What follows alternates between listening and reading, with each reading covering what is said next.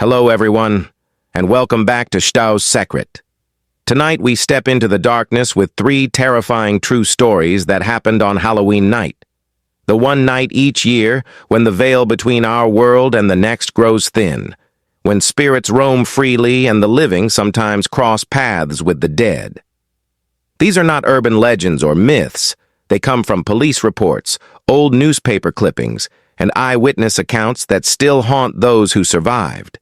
So turn off the lights, put away your phone, and listen closely, because after tonight, you'll never look at Halloween the same way again. The first story begins in a small Ohio town in 1998, on a lonely street called Maple Hollow Lane.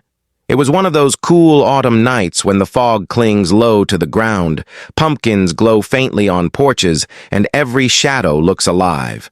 Four friends, Mark, Jason, Kelly, and Luke, were out for mischief. They were 16, bored, and fueled by the thrill of Halloween pranks. At the end of their street stood the crumbling home of Mrs. Alden, an elderly widow whom kids whispered about for years. They said she never aged, that she spoke to the wind, and that her eyes glowed when she stared from her window. People called her a witch, though no one had ever seen her leave her house. That night, the teens decided to target her for a prank, throwing eggs, smashing her pumpkins, and running away laughing. They crept up her path under the pale moonlight, the crunch of dead leaves underfoot. Jason hurled the first egg at her door. Kelly smashed a pumpkin with her foot, but as they turned to run, Mark stopped. He swore he saw a light flicker inside the window. "She's awake," he whispered. He walked closer, drawn by something he couldn't explain, peering through the dusty glass. What he saw made him scream. Inside the dimly lit room stood Mrs. Alden, but behind her, in the reflection of an old mirror, stood Mark himself, staring back with a twisted grin. Terrified, he stumbled backward, his heart pounding, and sprinted home. His friends found him hours later sitting on his bedroom floor, whispering, "She's inside me. She's inside me." The next morning, smoke rose from the hill. Mrs. Alden's house had burned to ashes overnight. Firefighters reported finding no body, just one cracked mirror still standing in the rubble. When they moved it, the reflection showed not the ruins behind them, but a room still intact, and a shadow moving across it. Mrs. Alden was never seen again. Mark was sent to a psychiatric hospital a month later. He never spoke again. But every Halloween, nurses said he would draw a woman's face in the mirror and whisper, "She wants out." The second story happened in Salem, Massachusetts in 2004, the infamous town of witches and trials, where the past seems to breathe in every corner. A couple named Laura and Ben were newly married, looking for a romantic weekend getaway. They booked an old colonial house through a local rental agency, a restored 17th century home said to have survived the witch trials. When they arrived, the caretaker, a frail man named Harold, handed them the keys but gave one warning. "Whatever you do, don't open the basement door after midnight." He said it with such seriousness that Laura laughed nervously, assuming it was some tourist gimmick. That evening, they explored the house, enjoying its creaking floors, candlelit rooms, and the faint scent of lavender that lingered in the halls. But as night deepened, things changed. Around 11:45, they heard footsteps under the floorboards, slow, deliberate steps, too heavy to be an animal. The clock struck 12, and Ben, being curious, grabbed a flashlight. "It's probably just the pipes," he joked, though his voice shook. The footsteps stopped, replaced by faint breathing from beneath the door. Laura begged him not to go, but he smiled and descended the stairs. She waited by the door, listening to his footsteps fade. Minutes passed. Then she heard his voice calling softly from below. "Laura?" But something about it wasn't right. It sounded too stretched, too hollow.